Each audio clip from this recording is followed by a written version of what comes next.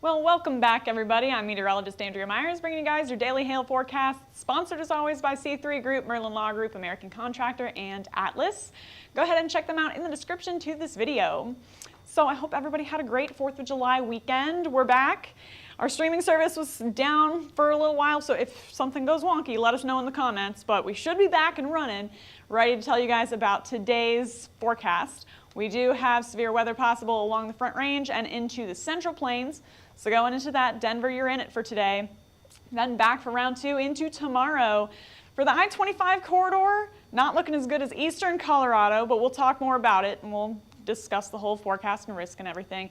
And then we're going to end the show with a recap of all the 3-star maps we had over the last weekend. So we've got a few from Friday into yesterday. Colorado got a 3-star map yesterday, and so that'll all be at the end of the show for you guys. But just starting out with our overall pattern, the name of the game is going to be this trough here that's in central Canada, right? And it's really not going to be moving very quickly. It's just going to be pushing little shortwave troughs off the bottom of it. So those little tiny wiggles that you see coming off the bottom of that main trough, that's really what's going to be forcing our severe weather for this week, really. So here's what we have today, 5 p.m. Got a short little disturbance moving its way over the Rocky Mountains. That's enough to get us some severe weather for today through the Front Range, through the Central Plains. Then into tomorrow, there it goes, still a little bit of a disturbance, and so we're going to see some storms out in this corridor out behind that for tomorrow's risk into Friday.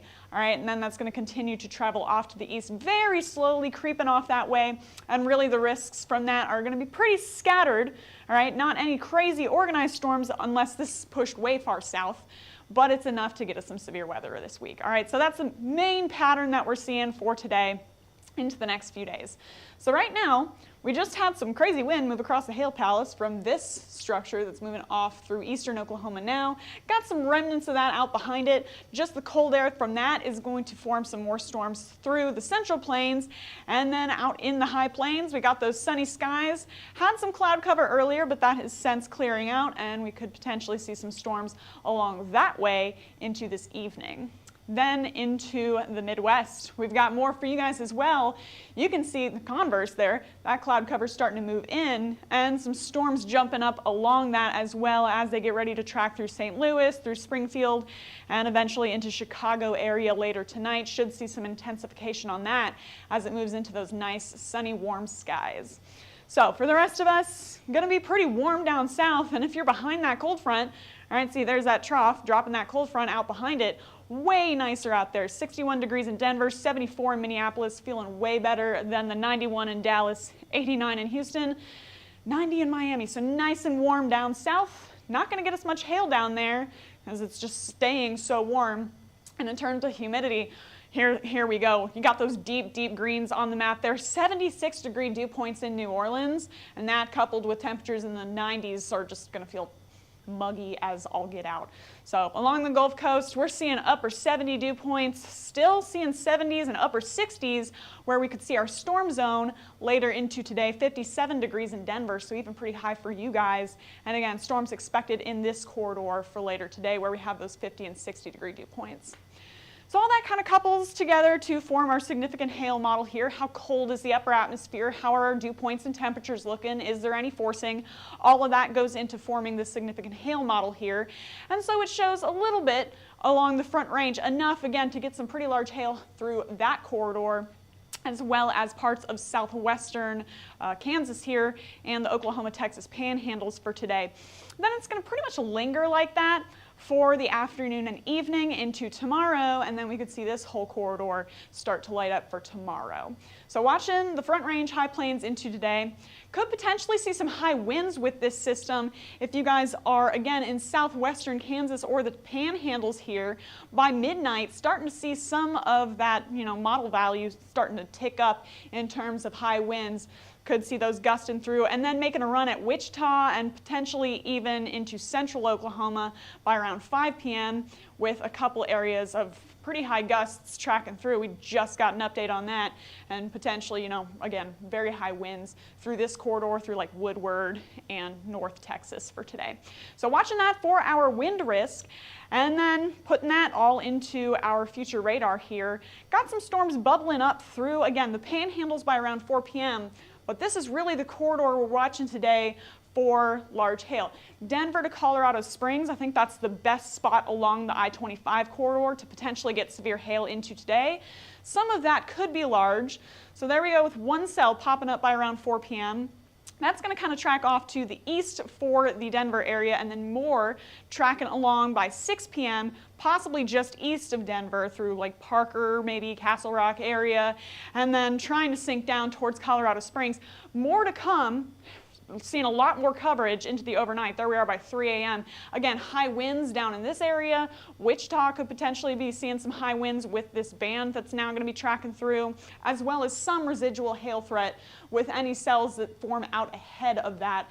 It's going to track down to the south and east, and then more for tomorrow.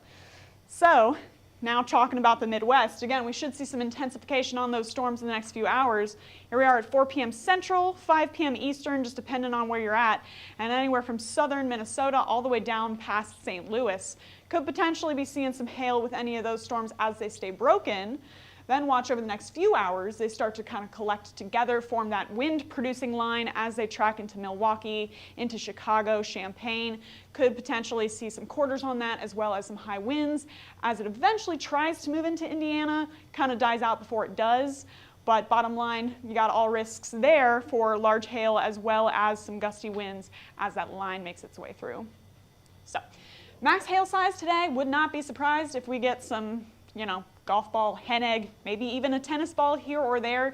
Red swaths are definitely on the table for our mapping team, watching those storms track through eastern Colorado particularly, and then into southwestern Kansas. So 2.5 inches on the forecast for today, and that's what we have for you guys in that corridor. So pretty much this whole area could see at least quarters, and then again the largest hail is going to stay where we saw that highest instability, those best values on our significant hail model, all that forcing, yada yada, tracking through Colorado and into the panhandles. So Denver, giving you guys a moderate for today. Same goes for Colorado Springs. That whole area kind of in between them could potentially see some cells tracking through producing severe hail.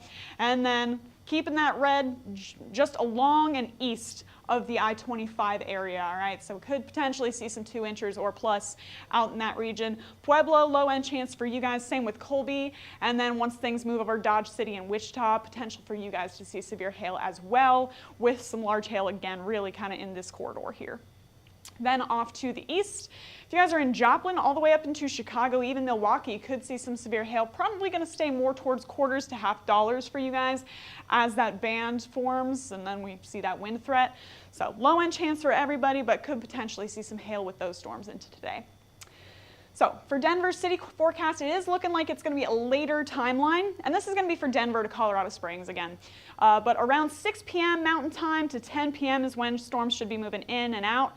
So should be around the sunset hour and then after dark when we're seeing those storms.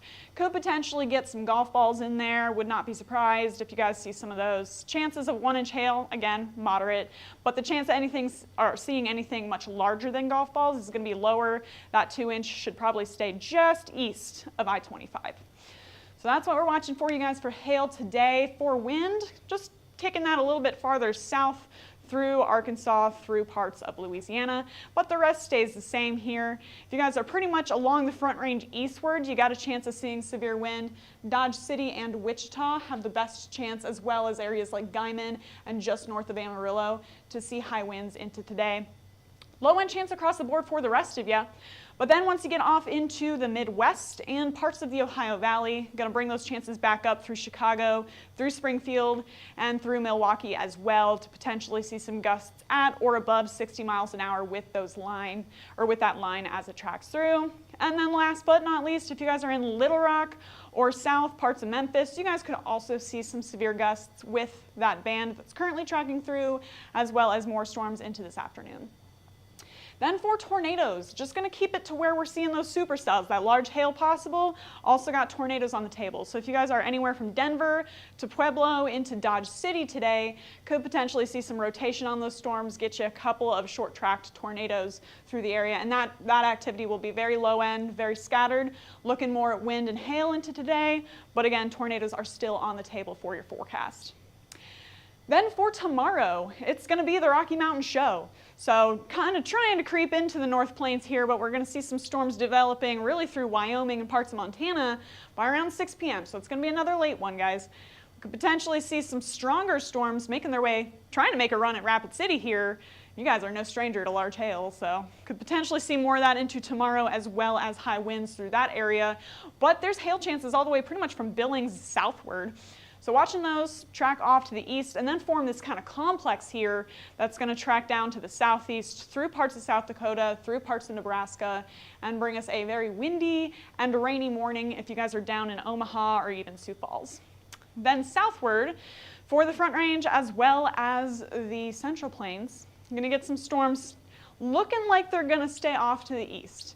So things staying eastward of like Denver, Fort Collins area by around 7 p.m. All right, so again, late night, tracking into Kansas and Nebraska with that hail chance and then more winds, potentially impacting, again, Wichita as this complex tracks through that area. So central Kansas could potentially see some high winds for your Friday morning.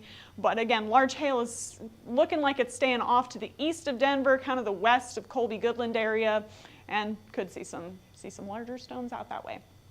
So for your hail forecast into tomorrow, again, it's pretty much Billings, like I said, southward. There is a small chance for Oklahoma early in the morning, and then the rest of us are going to be seeing more of a late evening chance with a different round of thunderstorms.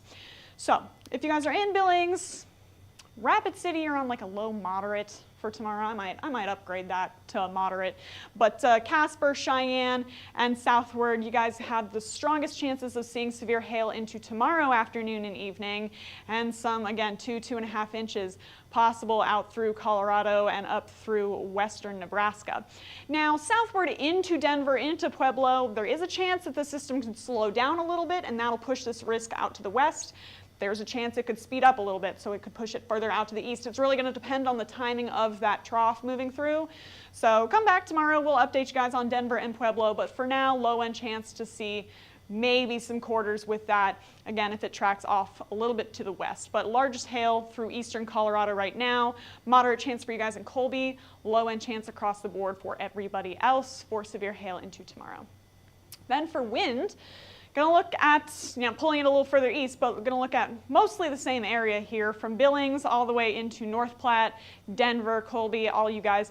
But moderate chance here through Casper, Cheyenne, where storms are forming. And then, again, through Dodge City, Wichita, where we're seeing that complex track. Moderate chance for you guys, low-end chance for Oklahoma City and Fort Smith.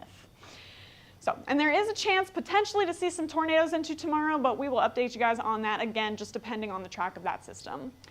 So now getting into our 3-star maps from the weekend. Here is our most recent one. This was yesterday in the Colorado Springs area. Got a 3-star for you guys.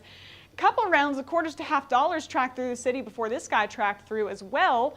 And again, got some quarters and some $half mixed in there, but most notably was this golf ball swath here. So got some larger stones that track just to the east and to the southeast of Colorado Springs. Hit a decent amount of people between those 3 swaths. So got a 3-star map out of that. So if you guys are interested in that, it is Colorado Springs, Ordway, Platteville, Colorado hail. You guys can go ahead and access that if you have our products already. If you don't, scan that QR code up above me or click the link in the description to this video. You guys can go ahead and get a demo of our products and sign up for that. But max size on that was that golf ball swath, and overall mostly from these 3 swaths, but from a couple others that were scattered, got over 105,000 homes impacted with those storms from last night. So 3-star map for you guys in Colorado Springs for yesterday. Then looking at Friday, so we're jumping back a few days, there's a little break in impactful maps there, but through Missouri got some large hail.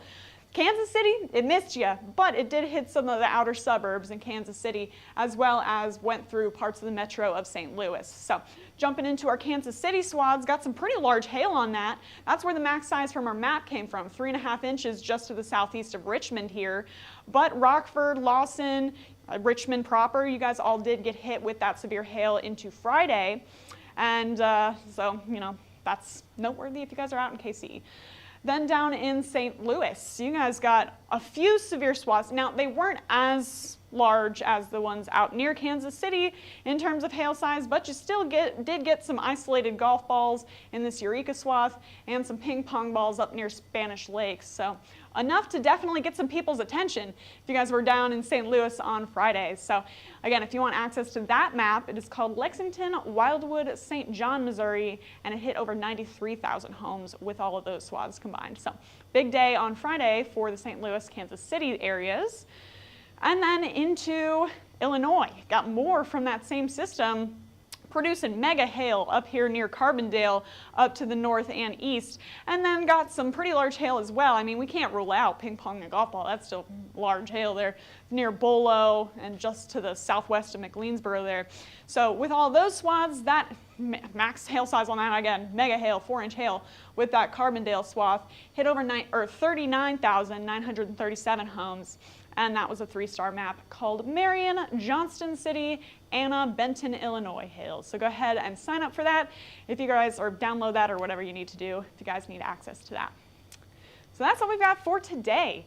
If you guys want to follow us, you can get us on YouTube, Facebook, Instagram, Twitter, and TikTok. Hit See First on Facebook so you never miss a live video. Smash that subscribe button everywhere else. And don't forget that we do a lot of live coverage now on TikTok as well.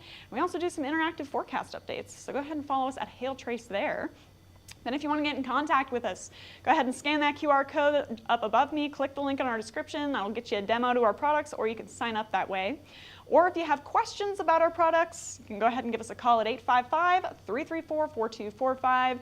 Email us at info@hailtrace.com or check out hailtrace.com for more details. And again, welcome back, guys. It's good to be here. Glad to be back. Hope you guys had a great weekend. But we will be back tomorrow with more updates on your weather forecast. And for now, I'm meteorologist Andrea Myers. Thanks for watching.